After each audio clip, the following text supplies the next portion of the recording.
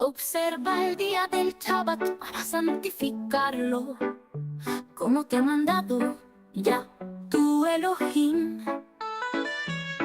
6 días trabajarás y harás toda tu labor, pero el séptimo día es un día de reposo, dice a tu Elohim. No harás ningún trabajo, tú, ni tu hijo, ni tu hija, ni tu siervo, ni tu sierva, ni tu buey, ni tu asno, ni ninguna de tus bestias, ni el extranjero en tus comunidades. Recuerda que tú fuiste esclavo en la tierra de Mitzrayim. Recuerda que ya tu Elohim te libró con mano fuerte y brazo extendido.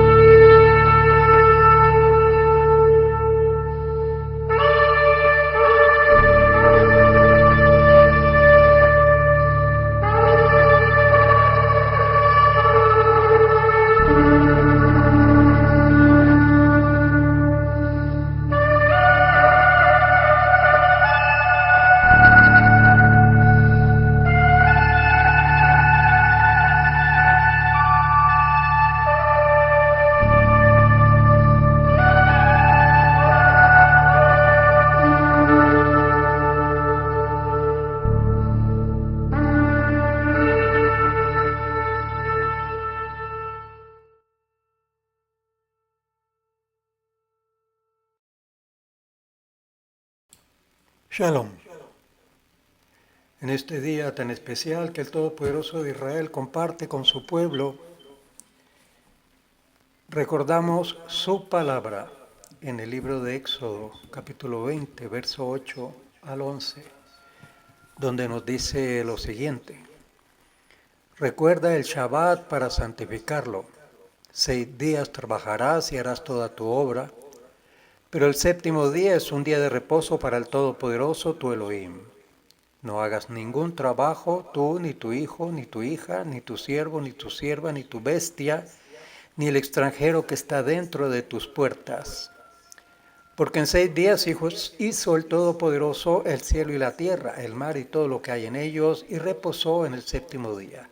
Por eso bendijo el Todopoderoso, el Creador, el Elohim de Abraham, el día del Shabbat, y lo declaró sagrado. En esta ocasión queremos invitarle a este breve resumen con comentarios de esta porción denominada Terumá, traigan ofrendas. Comprende del libro de Éxodo capítulo 25 al capítulo 27. Tendremos referencias al libro de Primera de Reyes, al libro de Hebreos y aún a otras referencias. En esta hora le sugerimos que nos acompañe en esta breve oración. Eterno Rey, Padre Celestial, Elohim de Abraham, de Isaac y de Jacob, Elohim de Israel, Protector y Redentor de Israel, te pedimos paz para la ciudad de Jerusalén, sabiduría para los gobernantes de nuestra tierra santa y fuerza para los defensores de nuestra tierra santa. Estos marcan el principio de nuestro reconocimiento y redención. Otórgales salvación, corónalos con victoria, extiende paz sobre la tierra de Israel y el universo entero. Júbilo duradero para los habitantes de Israel, la tierra santa y los dispersos israelitas entre las naciones. Igualmente, Padre, te agradecemos porque con tus preceptos y con tu amor paternal nos concediste el Shabbat y su santidad. Este nos hace memoria de la obra de tu creación y es la primera entre nuestras festividades. También nos recuerda nuestra liberación de Egipto, porque a nosotros, al pueblo de Israel, le elegiste de entre los pueblos para revelarle tu sagrada Torah. Nos concediste con amor el reposo de Shabbat. Bendito el Todopoderoso de Israel, dador de la Torah, dador del Shabbat. Amén. Bien, en esta ocasión vamos a contemplar esta porción desde Éxodo 25.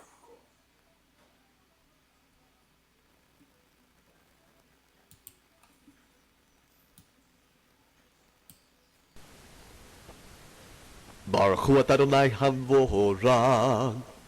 Baruch Adonai Havorach Le'olam Vayed. Baruch Adonai Havorach Le'olam Vayed. Baruch Ata Adonai Eloheinu melech haolam asher bachar benu mikol ha'amim v'natan lanu et torato. Baruch Ata Adonai noten haTorah. Amen. Alabado el Todopoderoso de Israel, que le entregó la Torá al pueblo de Israel para compartirla con todas las naciones. Alabado el Todopoderoso de Israel, Elohim de Abraham, de Isaac y de Jacob. Amén. Vamos entonces a iniciar este breve resumen con comentarios.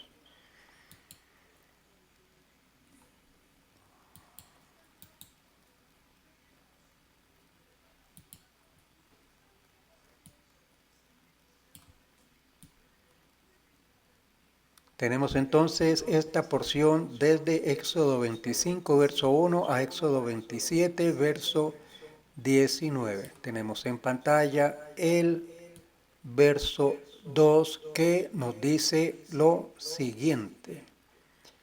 Di a los hijos de Israel que tomen una ofrenda para mí, de todo aquel cuyo corazón le mueva a hacerlo. Tomaréis mi ofrenda. Esta ofrenda es llamada teruma. Puede significar donación, don, dádiva, presente, regalo, contribución, aporte, tributo, ofrenda. Recordemos siempre que las palabras en hebreo y en el idioma hebreo se toman respecto al contexto. Teruma viene de la raíz rum, que significa alzar, elevar. Tiene que ver con algo que se levanta para separar del resto.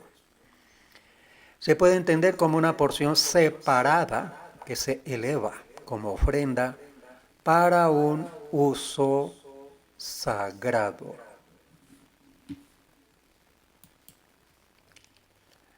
Los diezmos, por ejemplo, son una obligación, pero las ofrendas son voluntarias, excepto las que el Todopoderoso prescribe para las fiestas en particular.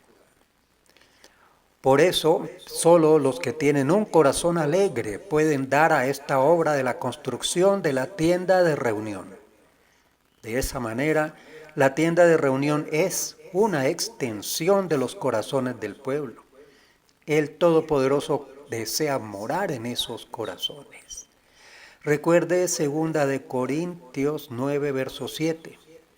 2 de Corintios 9, verso 7, allí nos dice lo siguiente: que cada uno dé como propuso en su corazón, no de mala gana ni por obligación, porque el Todopoderoso ama al dador alegre.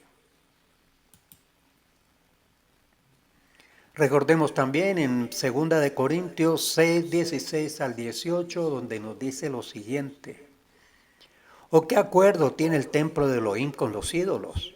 Porque nosotros somos el templo del Elohim vivo. Como Elohim dijo: habitaré en ellos y andaré entre ellos y seré su Elohim, y ellos serán mi pueblo. Por tanto, salid de en medio de ellos y apartaos, dice el Todopoderoso. Y no toquéis lo inmundo, y yo os recibiré, y yo seré para vosotros padre, y vosotros seréis para mí hijos e hijas, dice el Todopoderoso Elohim. En el verso 3 nos dice lo siguiente: esta es la ofrenda que tomaréis de ellos, oro, plata y bronce. Lo primero que pide el Todopoderoso es oro, lo más precioso. Según Génesis 12:12, el oro es bueno. Génesis 12:12. La Torá del Todopoderoso nos dice que el oro es bueno. Así que el oro tiene valor porque la Torá le da ese valor. Ahora, los corazones voluntarios tienen la oportunidad de entregar lo más precioso al Todopoderoso. Esa es la razón por la que los hijos de Israel tuvieron que pedir los tesoros de Egipto antes de salir, porque sus riquezas eran necesarias para poder construir la obra del Todopoderoso. Leamos Mateo 6, del 1 al 4, allí nos dice: cuidad de no practicar vuestra justicia delante de los hombres para ser vistos por ellos. De otra manera no tendréis recompensa de vuestro Padre que está en los cielos.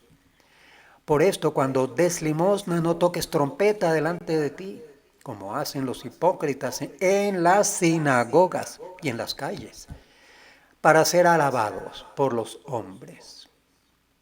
En verdad os digo que ya han recibido su recompensa. Pero tú, cuando des limosna, que no sepa tu mano izquierda lo que hace tu derecha, para que tu limosna sea en secreto.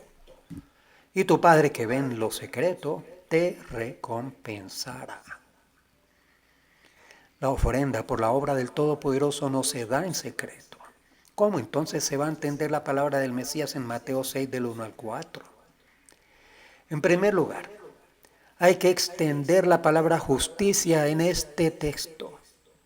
Justicia en hebreo, tzedaká, significa justicia. También justificación, mérito, obra de caridad, limosna. El término tzedaká se usa mucho en el judaísmo para hablar del hecho de ayudar a los necesitados y especialmente de manera económica. Ese es el sentido de la palabra en la boca del Mesías en Mateo 6 del 1 al 4. Lo que está diciendo es que cuando se trata de ayudar a una persona que está en una situación de necesidad, está prohibido anunciar a otros lo que uno ve. Por dos razones: para no ser alabado por los hombres y, dos, para no avergonzar al necesitado. Tenemos varios ejemplos en las Escrituras cómo se hacen recolecciones de dinero y de manera pública. Y las Escrituras no se pueden contradecir. En este caso, no fue una tzedaká, una ayuda para los pobres, en el caso de la porción que estamos considerando, sino una terumá, una ofrenda para un fin sagrado. Esa ofrenda no tiene por qué ser en secreto. Por supuesto, la actitud del corazón es muy importante para el Todopoderoso, para que una ofrenda le pueda ser grata. Esa verdad la aprendemos de lo que pasó con las ofrendas, por ejemplo, de Caín y Abel en Génesis 4. Pero no es necesario que todas las ofrendas se den en secreto, solo las de tzedaká, la de ayuda a los pobres. En el verso 8 nos dice lo siguiente, capítulo 25 de Éxodo: en nuestra porción terumá, ofrendas. Nos dice el texto: y que hagan un santuario para mí, para que yo habite en ellos. En los capítulos anteriores hemos visto cómo se ha establecido un pacto matrimonial entre el Todopoderoso e Israel. Después del primer paso, el desposorio, llega el tiempo de preparar una casa para el nuevo matrimonio. Es la razón por la cual ahora el Todopoderoso pide una casa para poder vivir junto con su esposa. Esta casa es una sombra de una casa celestial que el Todopoderoso ha preparado para ser revelada en los tiempos finales. Recuerde Revelación 15:5 y 21:3. Éxodo 25, verso 9 nos dice, conforme a todo lo que te voy a mostrar, conforme al diseño de la tienda de la morada y al diseño de todo su mobiliario, así lo haréis. No solemos manejar la palabra que aparece allí, la reemplazamos con la tienda de la morada. Tiene más sentido porque primero fue una tienda como la tienda que hacían los israelitas y otros pueblos del desierto en el desierto. Y es la tienda que se diseñaría para la habitación, para la morada del Todopoderoso en medio de su pueblo. Así que utilizaremos el término, la frase, la tienda de la morada. El texto hebreo no dice que el Eterno va a habitar entre ellos, sino en ellos. Betoham.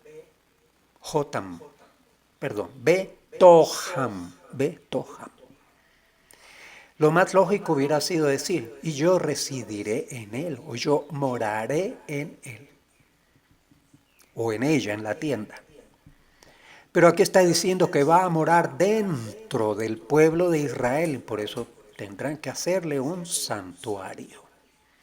Un verdadero lugar de la morada es el corazón de cada uno del pueblo de Israel que ha entregado su corazón al Todopoderoso.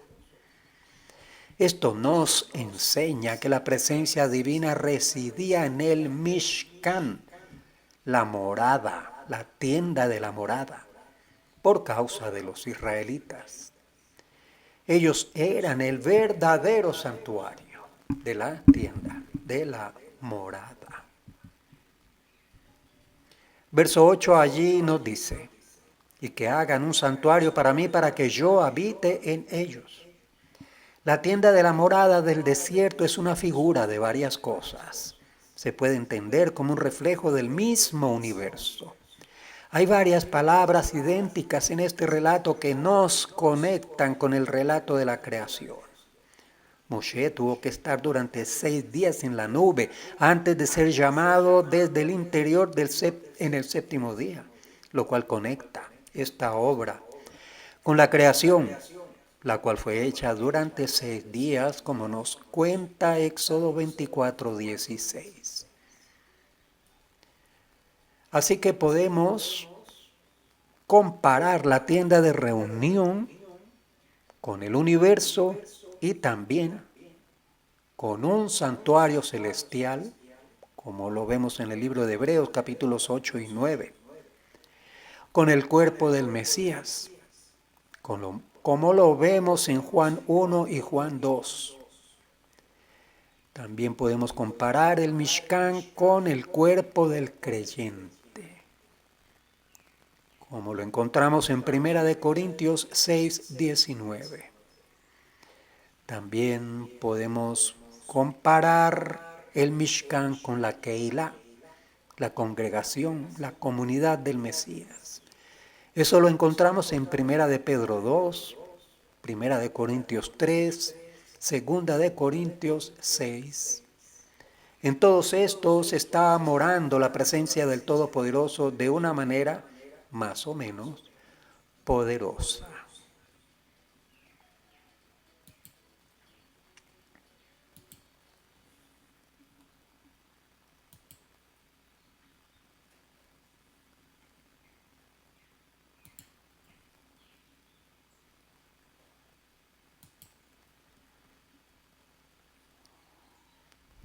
Permítame un momento, vamos a intentar aquí corregir algo.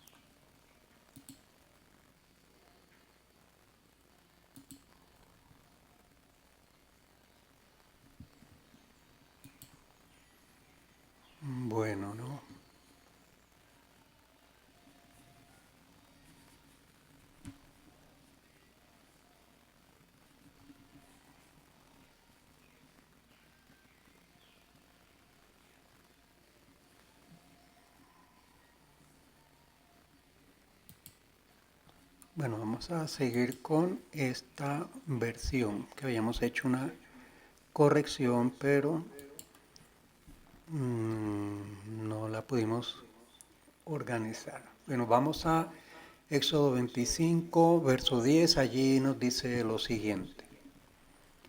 Harán también un arca de madera de acacia, su longitud será de 2 codos y medio, su anchura de 1 codo y medio y su altura de 1 codo y medio. El arca es el objeto más íntimo del Mishkan. El Todopoderoso siempre empieza su obra desde dentro para afuera. El hombre mira desde afuera hacia adentro, pero el Todopoderoso mira desde dentro hacia afuera.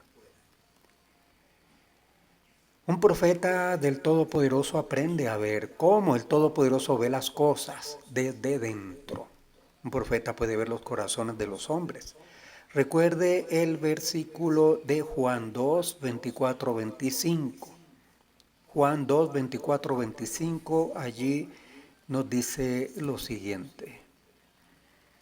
Pero el Mesías, por su parte, no se confiaba en ellos porque conocía a todos y no tenía necesidad de que nadie le diera testimonio del hombre, porque él sabía lo que había en el hombre.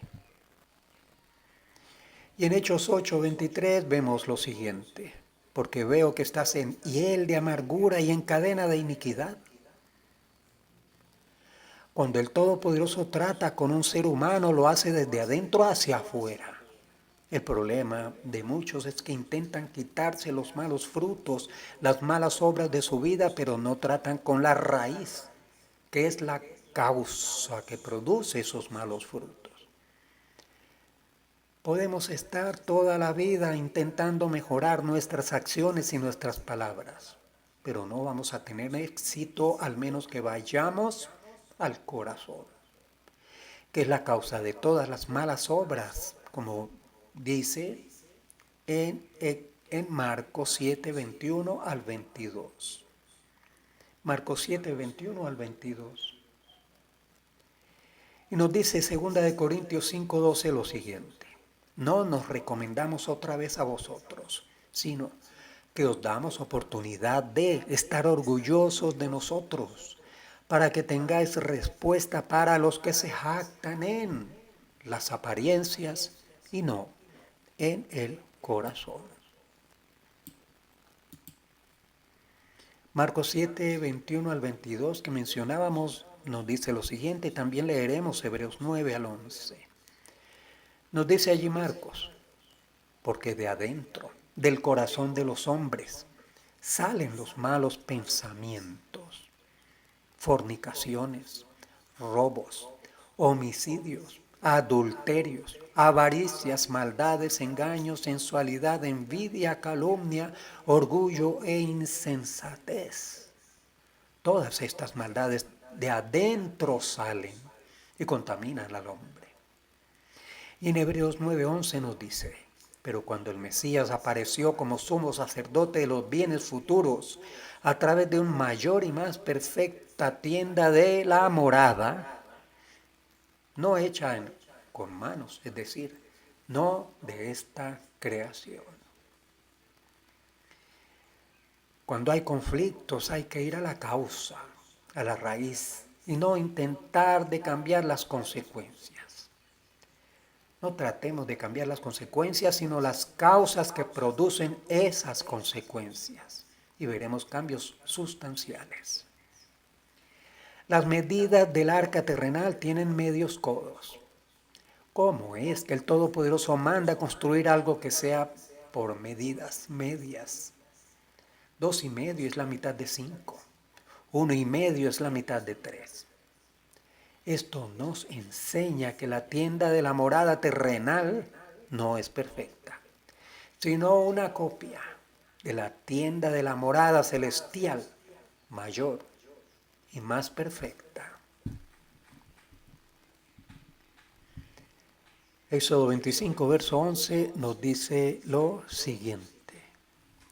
Y la revestirás de oro puro, por dentro y por fuera la revestirás, y harás una moldura de oro alrededor de ella. El arca fue hecha de madera cubierta de oro. Betzalel hizo 3 cofres, uno exterior de oro, uno de madera que fue colocado adentro y otro interior de oro. De esa manera toda la madera fue cubierta de oro. La madera simboliza el hombre. Recuerde Salmo 1, Salmo 92, Jeremías 17. El oro es el metal más apreciado. No se oxida, no se pone feo por el medio ambiente como la plata y el cobre. Por eso el oro simboliza el valor de las cosas corruptibles. Primera de Corintios 15, 54 allí nos dice: pero cuando esto corruptible se haya vestido de incorrupción, y esto mortal se haya vestido de inmortalidad, entonces se cumplirá la palabra que está escrita: devorada ha sido la muerte en victoria. El hombre corruptible será vestido de incorrupción, lo vemos ahí en Primera de Corintios. Allí vemos una moldura de oro alrededor de ella en el verso 11, una especie de diadema de oro. Esta diadema era como una corona que rodeaba el arca. Había 3 objetos en el Mishkan que tenían diademas: uno, el arca, la mesa y el altar de incienso. Confírmelos en el capítulo 25, verso 24 y en el capítulo 30 del 3 al 4. Se suele relacionar estos 3 objetos con 3 coronas. Las coronas representan posiciones de grandeza, de autoridad y de belleza dentro de Israel. La corona de la Torá representada por el Aarón, el arca. La corona de la Keumná, sacerdocio, representada por el Mizbeach, el altar. La corona del Malhut, el reinado, la cual estaba representada por la mesa, Shulhan. Continuemos la lectura en Éxodo 25, verso 16. Allí nos dice: y pondrás en el arca el testimonio que yo te daré. Como esta tienda también simboliza al hombre, el arca simboliza el corazón, lo más íntimo. Dentro del arca estaban 3 cosas. 1, las 2 tablas del testimonio que representan toda la Torá. Un homer de maná. Eso lo encontramos en Éxodo 16. Y también dentro del arca estaba la vara de Aarón reverdecida. Eso lo encontramos en Números 17.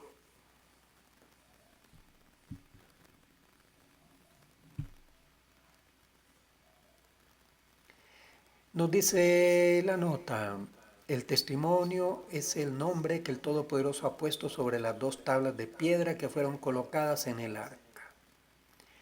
Este texto dice que el Eterno daría a Moshe el testimonio en el futuro. Nos dice el verso 16: pondrás en el arca el testimonio que yo te daré. En el libro de Hebreos 3, verso 5, tome nota por favor, pongamos la cita de Hebreos 3, verso 5, allí nos dice: y Moshe fue fiel en toda la casa de Elohim como siervo para testimonio de lo que se iba a decir más tarde. Vamos a ver esta nota de Jeremías 31. Nos dice así: porque este es el pacto que haré con la casa de Israel. Después de aquellos días, declara Hashem, pondré mi ley dentro de ellos, y sobre sus corazones la escribiré. Y yo seré su Elohim, y ellos serán mi pueblo. Y no tendrán que enseñar más cada uno a su prójimo y cada cual a su hermano, diciendo, conoce a Hashem, porque todos me conocerán, desde el más pequeño de ellos hasta el más grande, declara Hashem. Pero perdonaré su maldad y no recordaré más su pecado. Vamos a ver este verso también en Hebreos 8:8. ¿Con quién se va a hacer este pacto en el futuro? Haré con la casa de Israel. ¿Cuándo? Después de aquellos días. ¿Y en qué consiste ese pacto? Él va a poner la ley dentro de ellos en dos posiciones. Una, sobre los corazones. Dos, sobre sus mentes. ¿Y cuál es el objetivo de este pacto? Yo seré su Elohim y ellos serán mi pueblo. Una de las consecuencias de este pacto: no tendrá más que enseñar cada uno al otro porque todos lo conocerán. Y el proceso para este pacto será el perdón de la maldad de ellos y el olvido de sus pecados.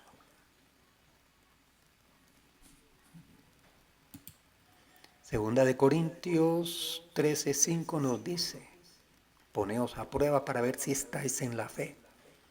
Examinaos a vosotros mismos. ¿O no os reconocéis a vosotros mismos de que el Mesías está en vosotros, a menos que en verdad no paséis la prueba? El que es salvo tiene el testimonio dentro de su espíritu. Él sabe que es hijo de Elohim. El que no tiene ese testimonio no es salvo.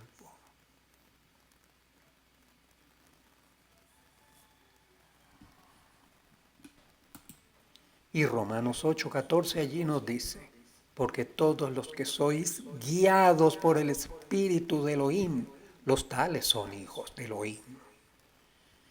Y nos dice la nota: un hombre espiritual ha aprendido a ser dirigido e instruido por su espíritu, que está recibiendo el testimonio del Espíritu del Eterno en el interior de su corazón. No estamos hablando de una actividad intelectual en la Neshama, sino de algo más profundo en el espíritu. Recuerde, 1 Corintios 2, 6 al 10. 1 Corintios 2, 6 al 10. Veamos estos versos. Juan 1:48. Natanael le dice: ¿cómo es que me conoces? El Mesías le respondió y le dijo: antes de que Felipe te llamara, cuando estabas debajo de la higuera, te vi. Y Juan 5:19 nos dice: por eso el Mesías respondiendo les decía: en verdad os digo que el Hijo no puede hacer nada por su cuenta, sino lo que ve hacer al Padre. Porque todo lo que hace el Padre, eso también hace el Hijo, de igual manera. Y Juan 5:30 nos dice: yo no puedo hacer nada por iniciativa mía, como oigo, juzgo, y mi juicio es justo, porque no busco mi voluntad, sino la voluntad del que me envió. Palabras del Mesías. Esto nos enseña en estos textos que un hombre que ha recibido el Espíritu ha aprendido a desarrollar una sensibilidad en el interior y puede comprender cosas concretas, aún ver visiones en el Espíritu y hasta escuchar. Los que son sensibles al testimonio del Espíritu aprenden a someter su alma y su cuerpo al Espíritu. Son las personas más útiles al reino. Hay que seguirse por la dirección del Espíritu, no por las circunstancias, por los propios sentimientos, por los propios deseos, como usualmente ocurre. Tenemos que aprender a ser sensibles al testimonio que nos da el Espíritu en el corazón y actuar según el Espíritu nos indique.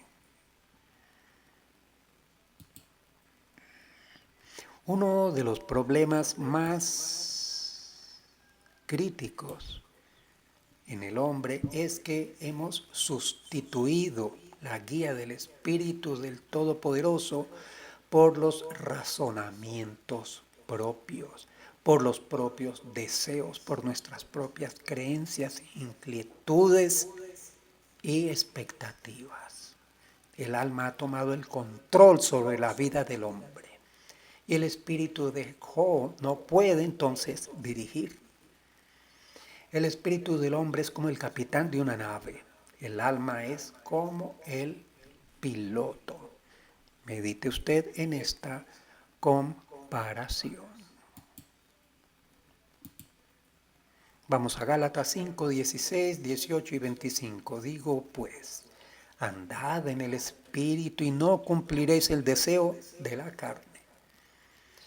Pero si sois guiados por el Espíritu, no estáis bajo la ley. Se entiende aquí bajo la ley de la carne, bajo la ley del pecado. Si vivimos por el Espíritu, andemos también en el Espíritu. O sea que no es lo mismo vivir por el Espíritu que andar en el Espíritu. Tenemos que conciliar esos dos caminos. Andar y vivir por el Espíritu y en el Espíritu. Romanos 1:9 nos dice, pues Elohim a quien sirvo en mi Espíritu. Segunda de Corintios 2:13 nos dice, no tuve reposo en mi espíritu al no encontrar a Tito, mi hermano, despidiéndome de ellos. Lucas 2:27 nos dice, movido por el Espíritu, fui al templo y cuando los padres del niño, el Mesías, le trajeron para cumplir con él el rito de la ley de Moisés. Como nota. El alma que razona en contra de los impulsos y el testimonio del Espíritu es el mayor obstáculo para el avance del reino del Todopoderoso en este planeta. Lo que viene del Espíritu siempre concuerda con lo que está escrito en la Torá. Si hay algo interior que contradiga lo que está escrito, no es un testimonio verdadero.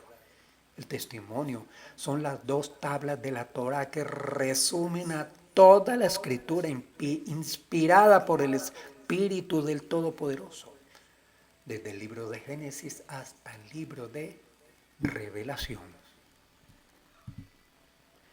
Nuestra porción terumá, ofrendas, Éxodo 25, verso 17, nos dice lo siguiente. Harás además un propiciatorio de oro puro. Su longitud será de 2 codos y medio y su anchura de 1 codo y medio. Propiciatorio es una ilustración del trono de gloria que hay en el cielo. Recuerde el libro de Hebreos capítulo 4. La palabra hebrea que ha sido traducida como propiciatorio es kaporet. Significa cobertura, cubierta. Viene de la raíz kafar, que significa cubrir con brea, calafatear.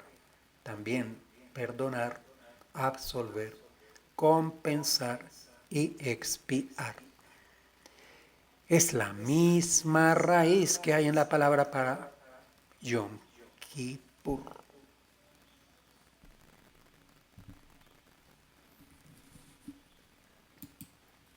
Verso 18. Te harás igualmente 2 querubines de oro. Los harás de oro labrado a martillo en los 2 extremos del propiciatorio. ¿Cómo puede ser que el Todopoderoso esté dando un mandato para hacer querubines de oro, que son imágenes de lo que hay arriba en el cielo, cuando está prohibido hacer imágenes? Recuerde Éxodo 24, allí nos dice, no te harás. Y esa es la palabra clave, te. En este caso, fue el mismo Todopoderoso el que ordenó que se hicieran esos 2 querubines en su santuario. No es lo mismo que cuando la persona se haga una imagen para sí misma. Como dicen, no te harás, para representar algo divino con alguna intención. Eso está prohibido. Pero en este caso particular hay una orden divina. No es invención de un hombre. Capítulo 20. Verso 20. Los querubines tendrán extendidas las alas hacia arriba, cubriendo el propiciatorio con sus alas, uno enfrente del otro. Los rostros de los querubines estarán envueltos hacia el propiciatorio. Hemos visto algunas ilustraciones con las alas de los querubines, como pudieran haber sido. Esos dos querubines están adorando al Todopoderoso, que es invisible, que se manifestaba con su luz entre ellos dos, debajo de sus alas y encima del arca. Como son dos, los hijos de Israel no los confundirían con el Todopoderoso, o como estén adorando, inclinándose o extendiendo sus alas, no pueden ser confundidos. Están señalando hacia alguien más importante.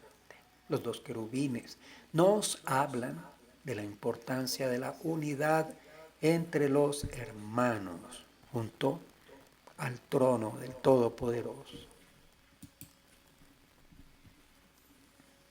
Ese fue el encuentro, el lugar de encuentro entre el Todopoderoso y Moisés. Esto nos enseña que el lugar donde podemos encontrar al Todopoderoso está en nuestro interior, en el espíritu, en el corazón. Ese es el lugar de encuentro íntimo entre el Todopoderoso y nosotros. En el espíritu podemos acercarnos al trono de gracia, como lo vemos en el libro de Hebreos 4:16. Hebreos 4:16. Verso 23 nos dice: harás asimismo una mesa de madera de acacia, su longitud será de 2 codos, su anchura de 1 codo y su altura de 1 codo y medio. La mesa representa la provisión del Todopoderoso para el mundo. Por eso no podía estar vacía en ningún momento. Siempre tenía que tener pan encima. Y pondrás sobre la mesa el pan de semblantes, perpetuamente, delante de mí. Lo vemos en el verso 30. El pan estaba hecho como una caja, pero con 2 de sus lados abiertos. Por eso se llamaba pan de semblantes. Lejem hapanim, como pan de rostros o algo así. Porque era como si tuviera rostros, superficies que miraban a ambas direcciones hacia los lados de la tienda de la morada. La mesa es un lugar de encuentro, un lugar donde hay una relación íntima entre varias personas. El hecho de comer juntos es algo que implica unidad, compañerismo y amor.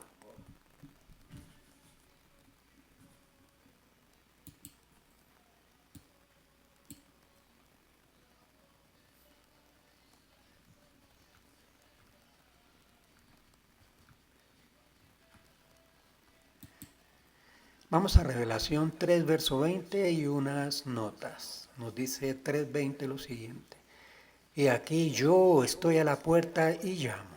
Si alguno oye mi voz y abre la puerta, entraré a él y cenaré con él y él conmigo. Y nos dice la nota: la mesa en la casa de un judío es vista como un altar, un lugar donde hay un encuentro con el Eterno junto con los demás. Referencia a Ezequiel 41:22.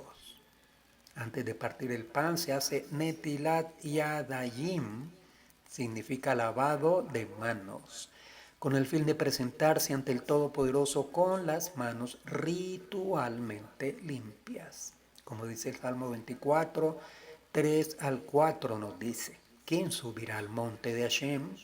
¿Y quién podrá estar en su lugar santo? El de manos limpias y corazón puro, el que no ha alcanzado su alma a la falsedad, ni jurado con engaño.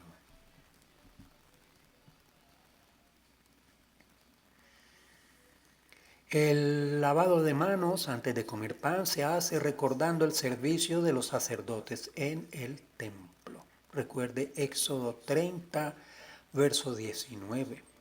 Allí nos dice lo siguiente, Éxodo 30, 19. Y con ella se lavarán las manos y los pies, Aarón y sus hijos. El lavado de manos es una señal de inocencia, de limpieza de nuestros hechos, de deseo de usar las manos de una manera limpia delante del Todopoderoso. Recuerde el Salmo 26, 6. Salmo 26, 6. Y Marcos 7, 1 al 2 nos dice lo siguiente. Los fariseos y algunos de los escribas que habían venido de Jerusalén se reunieron alrededor de él y vieron que algunos de sus discípulos comían el pan con manos inmundas, es decir, sin lavar. Este texto nos da la impresión de que el Mesías mismo había hecho Netilat Yadayim, puesto que solo algunos de sus discípulos no lo habían hecho cuando estaban comiendo. La acusación de los fariseos mostraba que ellos habían elevado esas costumbres al nivel de mandamiento del Todopoderoso y por eso fueron severamente corregidos por el mismo Maestro.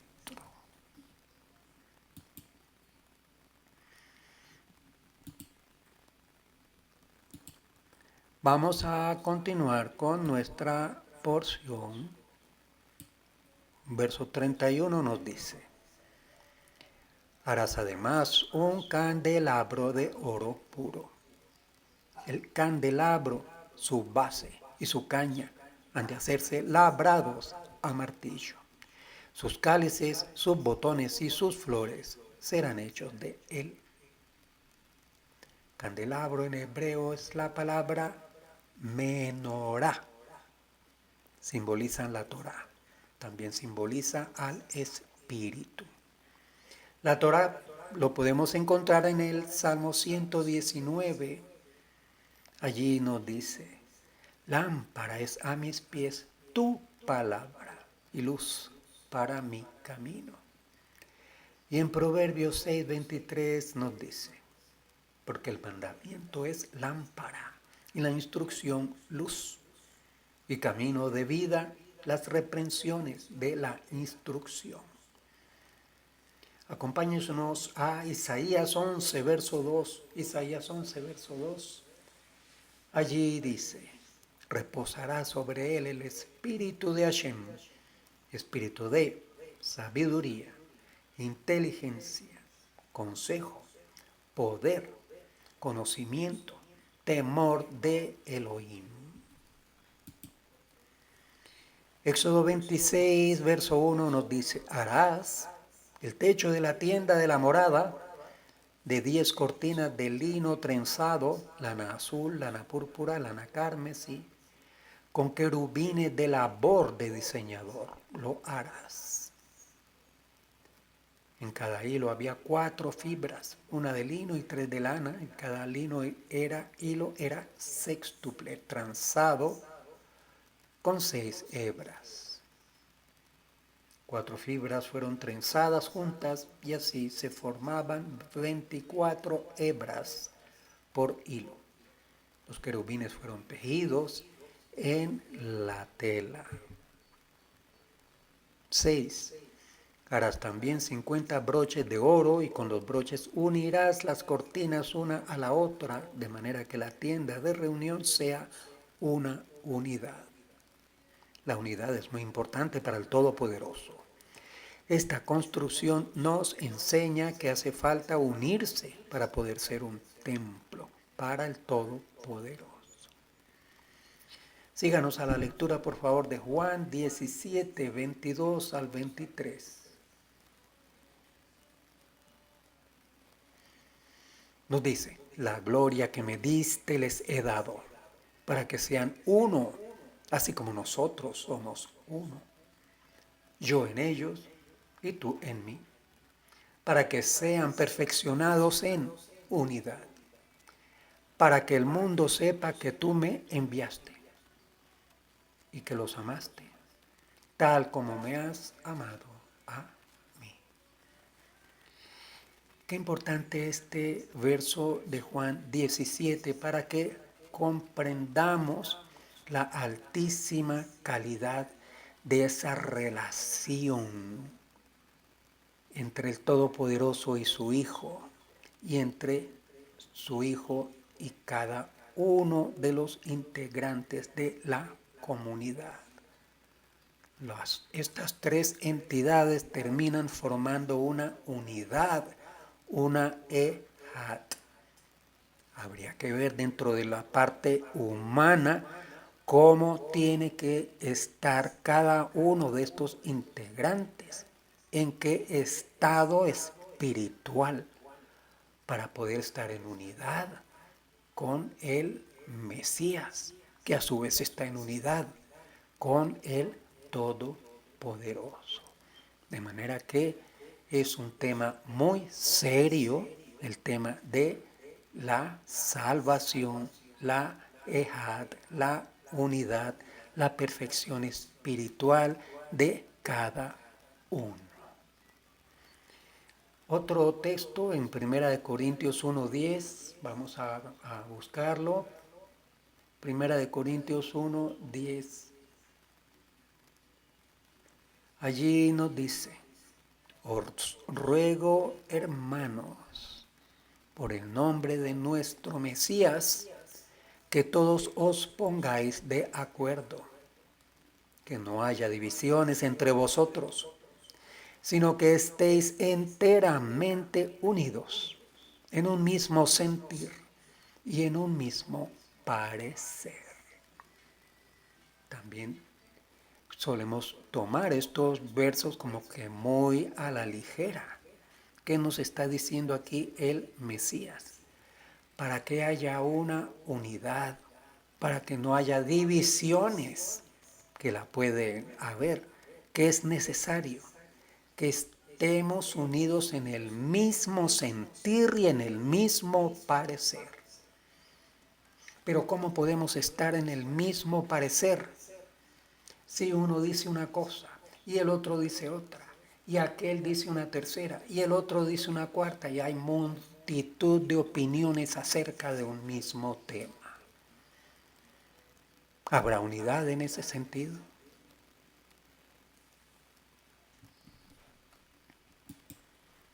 Efesios 4 del 1 al 6, un verso tomado allí de una versión común. Vamos a leerlo en nuestro contexto.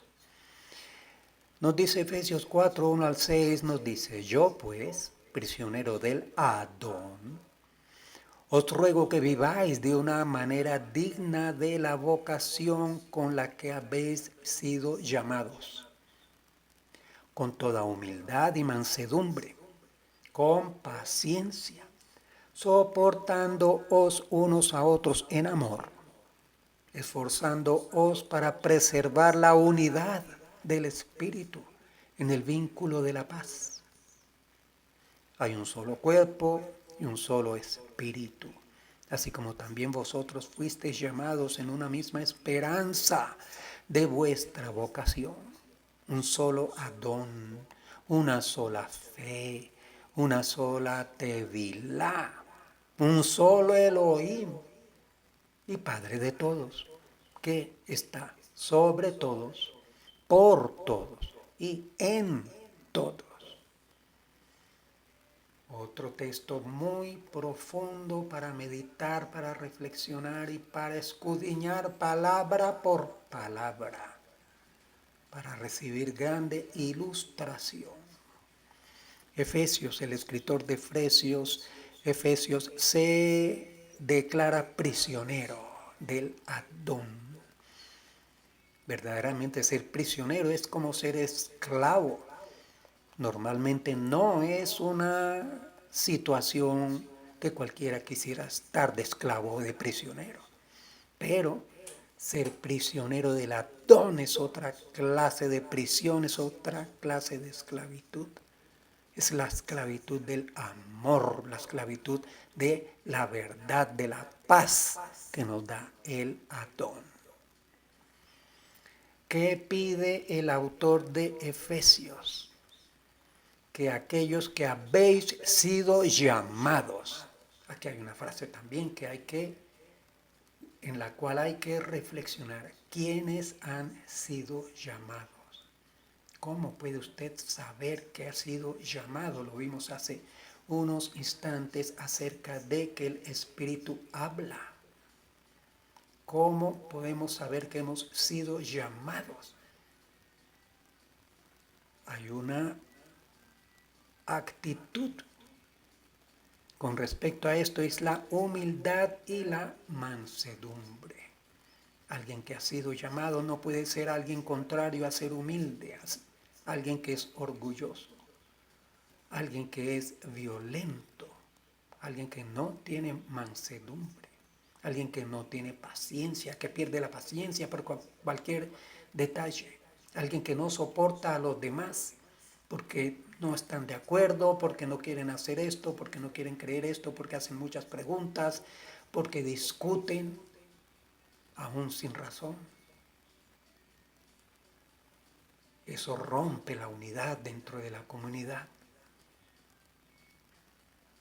Rompe ese vínculo de paz. Y nos recuerda el autor de Efesios que debe haber un solo cuerpo, un solo espíritu, que indica con un solo espíritu, un solo pensamiento, una sola creencia, una sola doctrina, un solo pensar, que todos estemos de acuerdo en lo que estamos leyendo y en lo que estamos aprendiendo por medio de la Torá y por medio de las enseñanzas del Mesías. Y nos dice allí, vosotros fuisteis llamados. Arriba dice igualmente, habéis sido llamados. 2 veces aparece esa frase en este pasaje del 1 al 6. Y nos dice allí, llamados con una misma esperanza. Así que la esperanza es un factor común entre todos los miembros de la comunidad. Debemos tener la misma esperanza, coincidir en eso mismo que estamos esperando y por lo cual estamos aquí. Si nos dicen que la esperanza es una, o la esperanza es otra, o la esperanza es irnos al cielo, o la esperanza es esta, o la otra, o vivir allí, o vivir aquí, o ser de allí, o ser de aquí. Nos dice el verso más adelante, una sola fe, un solo bautismo, no varios bautismos. Un solo bautismo no significa una sola ceremonia tal como está allí y por qué está esa ceremonia y por qué hay que hacerla y cuándo hay que hacerla, cuántas veces hay que hacerla, en qué ocasiones hay que hacerla tevila. Tener un solo Elohim que es Padre de todos, de quienes todos los que han sido llamados con esa esperanza. Y entender que ese Padre, ese Elohim, está encima de todos, por todos y en todos. Le dejo el verso de Filipenses 2:1 al 4.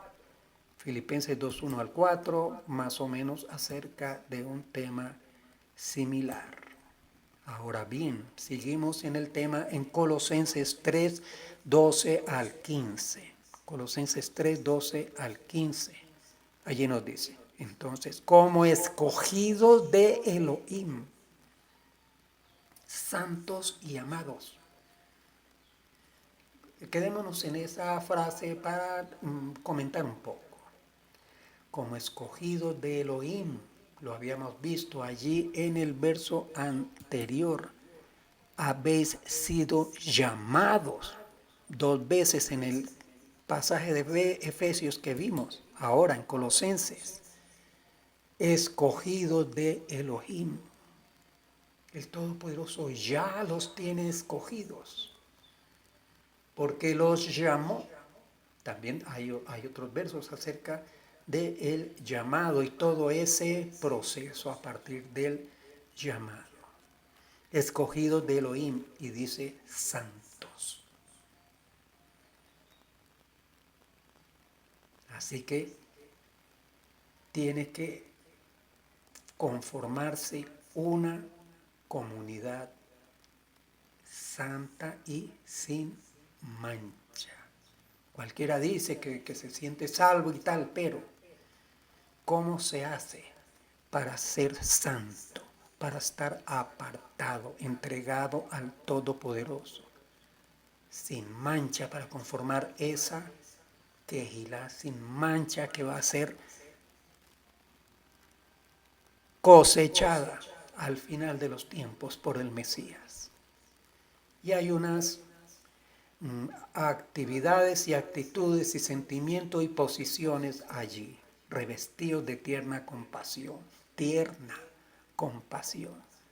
No solamente una compasión, esa compasión debe ser tierna, con ternura, con amor, con cuidado, con cariño, esa compasión. Bondad. ¿Cómo podríamos entender la palabra bondad y la que sigue humildad y la que sigue mansedumbre y la que sigue paciencia? Soportándoos unos a otros y perdonándoos unos a otros. Si alguno tiene queja contra otro, se contempla la posibilidad de que hayan situaciones entre unos y otros, aún quejas. Y nos pone el ejemplo. Como Mesías os perdonó, también hacedlo vosotros. Y sobre esas cosas, vestidos de amor, que es el vínculo de la unidad entre las personas basada en el amor, hace la unidad de la comunidad. ¿Y cuál es la consecuencia?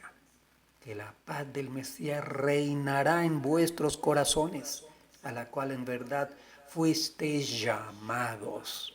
Nuevamente vemos que hay un llamado y después de que se ha aceptado el llamado, continúa un proceso y termina una escogencia. Y más adelante, en los finales tiempos, una cosecha. Llamados en un solo cuerpo. Y sed agradecidos, porque no es cualquier cosa, es un llamado y una escogencia y un proceso que llevará a una cosecha. Y suelen haber, como vemos en Judas 19, los que causan divisiones, los que son como animales, que no tienen el espíritu. Los animales tienen una especie de alma que solemos conocer como un instinto primario en el mundo, una especie de alma de la cual el ser humano tiene un nivel superior. Vamos a ver la nota. Esta nota nos dice, en este texto se habla de los hombres que no tienen el espíritu del Eterno, no han nacido de nuevo. Ellos se dirigen por sus almas como los animales. Ellos son los que causan divisiones, porque ni tienen la vida espiritual, ni buscan las cosas de arriba, ni pueden hacerlo, porque sus espíritus están muertos. Si una persona que ha nacido de nuevo no busca las cosas de arriba, sino sus propios intereses, también causa divisiones. La única manera de mantenernos unidos es que todos busquemos el reino del Todopoderoso por medio del Espíritu que nos ha sido dado. Síganos por favor en la lectura del capítulo de Éxodo 26, verso 7. En la construcción de la tienda de la morada, nos dice así. Verso 7. Harás también cortinas de pelo de cabra a manera de tienda sobre la tienda de reunión. En total harás 11 cortinas. Y estamos también en esa comparación que se puede hacer entre la tienda y un hombre. La tienda corresponde al hombre, cada cubierta representa una parte del hombre. La primera cubierta, la interior, representa al hombre interior. La segunda, la de pelo de cabras, podría representar la mala inclinación, el Yetzer Hara. La cabra en las escrituras representa en algunas ocasiones hasta a demonios y a hombres rebeldes. Tome nota de esta cita en Isaías 13, verso 21. En cada persona aún persiste el Yetzer Hara. Será eliminado totalmente con la venida del Mesías sobre sus escogidos. Verso 14. Harás también para la tienda una cubierta de pieles de carnero teñidas en rojo y otra cubierta de pieles de tahash por encima. Nota, sobre la cubierta de cabra había una cubierta de pieles de carnero teñidas en rojo. Esto podría simbolizar el sacrificio sangriento del Mesías que cubre la naturaleza pecaminosa del hombre. La tienda de reunión era muy hermosa por dentro, pero no muy bonita por fuera. Así es el reino de los cielos. No es muy atractivo para el común del mundo, pero cuanto más uno profundiza, más riquezas encuentra. Recuerde una parábola de Mateo 13, verso 44. Verso 19 nos dice: también harás 40 basas de plata debajo de las 20 tablas, 2 basas debajo de una tabla para sus 2 espigas, 2 basas debajo de la otra tabla para sus 2 espigas. Nota, cada tabla tenía un grosor de 1 codo. Las tablas representan cada miembro del pueblo de Israel. Otra vez encontramos el mensaje de la unidad entre nosotros para poder formar un templo santo para el Eterno. Debajo de cada tabla hay 2 basas de plata. La plata representa la Torá y la expiación. Representa la Torá porque está escrito en el Salmo 12, verso 6, así. Las palabras de Hashem son palabras puras, plata probada en un crisol en la tierra, 7 veces refinada. También representa la expiación, como lo encontramos tome nota por favor esta cita, Éxodo 30, verso 16. Dice, 30, verso 16. Tomarás de los hijos de Israel la plata de la expiación y lo darás para el servicio de la tienda de reunión, para que sea un recordatorio para los hijos de Israel delante de Hashem como expiación por vuestras vidas. Esto nos enseña que la base para cada uno que puede formar parte del templo del Todopoderoso es la Torah y la expiación. Verso 28 nos dice, la barra del medio en el centro de las tablas pasará de un extremo al otro. La nota nos dice, una de las barras estaba metida en medio de todos los maderos. Esto significa que todos los maderos estaban perforados. Una vara de 30 codos, aproximadamente 15 metros, atravesaba la pared larga. Según el Midrash, esta vara simboliza al Mesías, quien unirá a todas las naciones del mundo. En total había 3 varas que atravesaban las 3 paredes de la tienda de la morada. Esto nos habla de la muerte del Mesías cuando su cuerpo fue clavado al madero. Síganos en la lectura, el verso 31 nos dice, harás además un velo de lana azul, lana púrpura, lana carmesí, lino trenzado, será hecho con querubines, obra de diseñador. La palabra hebrea que ha sido traducida como velo es parojet. Significa partición, separación. También puede simbolizar el cuerpo del Mesías en esta analogía que solemos hacer. Verso 33 nos dice, colgarás el velo debajo de los broches, pondrás allí detrás del velo el arca del testimonio y el velo os servirá como división entre el lugar santo y el lugar santísimo. Y aquí vemos en Marcos 15:38 que el velo del templo se rasgó en dos, de arriba a abajo. Esto cuando el Mesías murió. Y en Hebreos 9, del 8 al 9, allí dice, queriendo el Espíritu de Santidad dar a entender esto, que el camino al lugar santísimo aún no había sido revelado en tanto que la primera habitación permaneciera en pie, lo cual es un símbolo para el tiempo presente, según el cual se presentan ofrendas y sacrificios que no pueden hacer perfecto en su conciencia al que practica ese culto. También podemos ver la tienda de reunión como un símbolo del tiempo, como una línea de tiempo. 1. Desde Adán hasta el Mesías, 4.000 años. Esto concuerda con los 20 codos que hay entre la entrada hasta el velo. Y 2. Después del velo hay 10 codos hasta la pared occidental del lugar santísimo. Eso corresponde a los siguientes 2.000 años, la era mesiánica, entre la primera y la segunda venida del Mesías. Vamos a ver esta nota explicativa en la construcción del templo. Vamos a ver.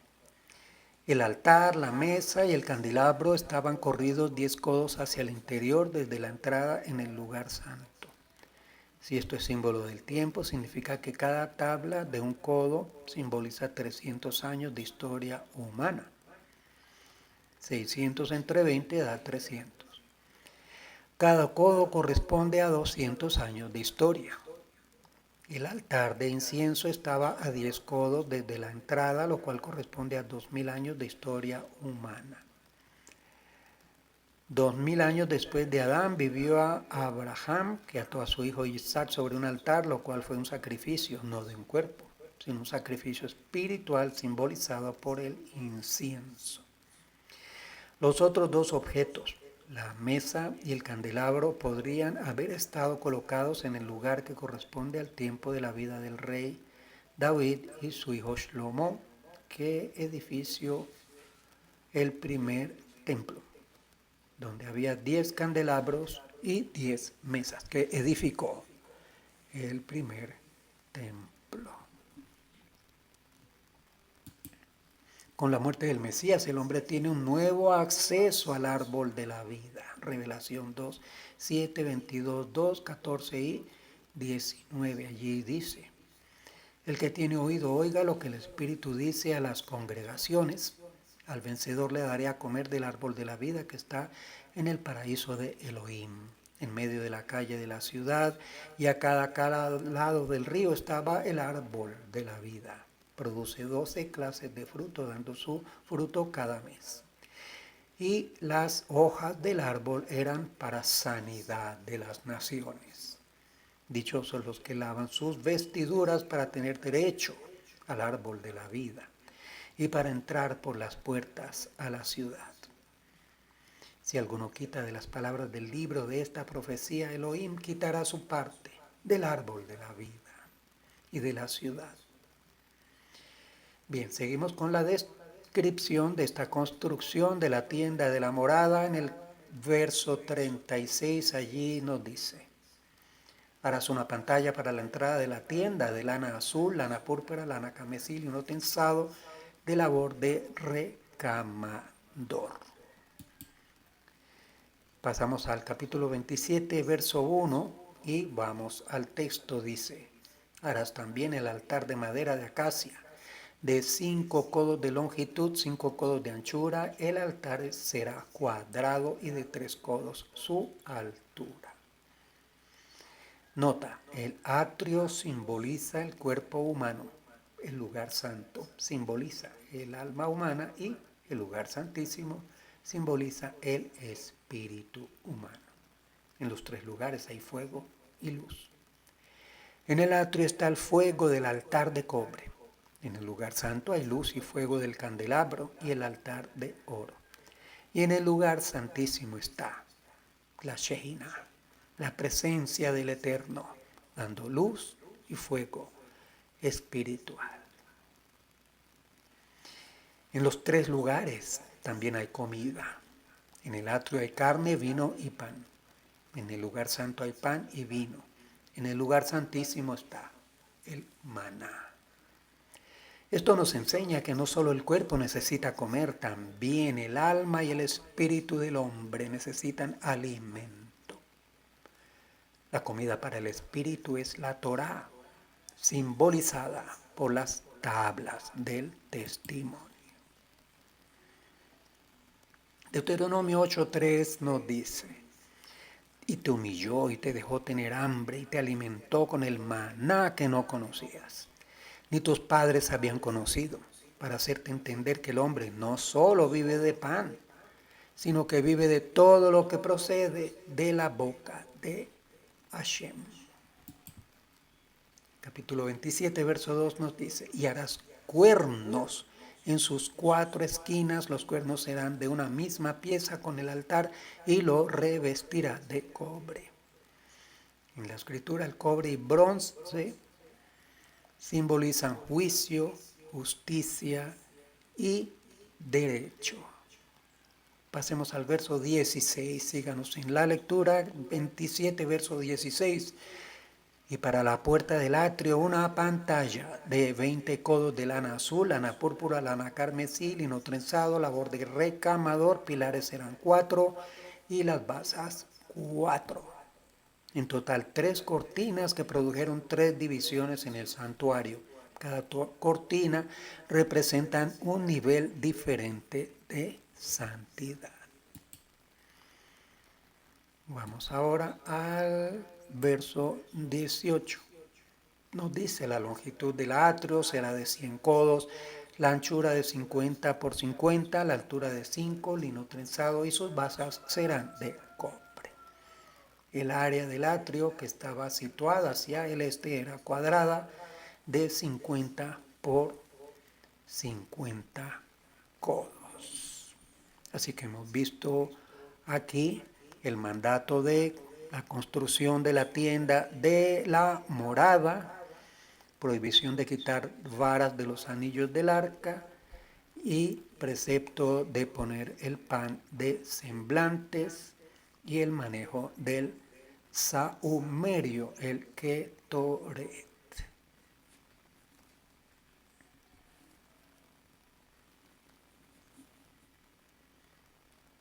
Con esto concluimos este breve resumen con comentarios de esta porción comprendida desde Éxodo 25 a Éxodo 27, verso 19. Recomendamos a las personas que continúen la lectura haciendo la comparación, la analogía y los simbolismos con todo lo que tiene que ver con el Mesías judío, el Mesías de Israel. Le damos todo agradecimiento al Todopoderoso de Israel por habernos mantenido con vida hasta este momento. Grande es su misericordia. Para el Todopoderoso de Israel, toda alabanza y adoración por los méritos del Mesías. Amén.